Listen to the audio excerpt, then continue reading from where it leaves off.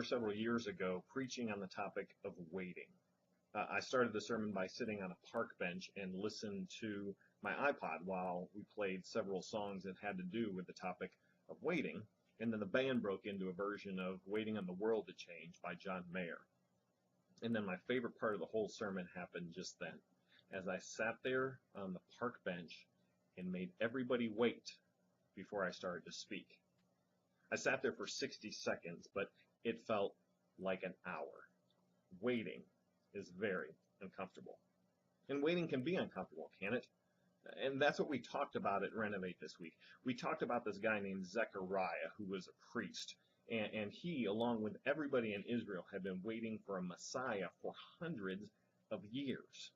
And now finally, after he was a very old man, an angel came to Zechariah and told him that he was going to have a son who would end up being John the Baptist, and that son would be a precursor and talk about the coming Messiah. What a thrill that must have been after all of that waiting. I'm sure it probably felt like at some point that God was just never going to show up. Well, you can read the rest of Zechariah's story in Luke chapter 1. Now, I'm sending this video to you parents to give you a way to discuss what we talked about at Renovate, so it doesn't just stay here at the church. So here's some questions that you can talk about with your son or your daughter at dinner as you're driving to and from a sports practice or whatever. Maybe you could ask them, what was the hardest thing you ever had to wait for? And why was that so hard? Or maybe you can ask, is there anything that you're having difficulty trusting God for right now because he's not doing what you want when you want him to do it? And maybe you could ask them, how are you dealing with that? I just want to give these to you to hopefully spark some kind of discussion in your home so that their faith doesn't just stay here at church.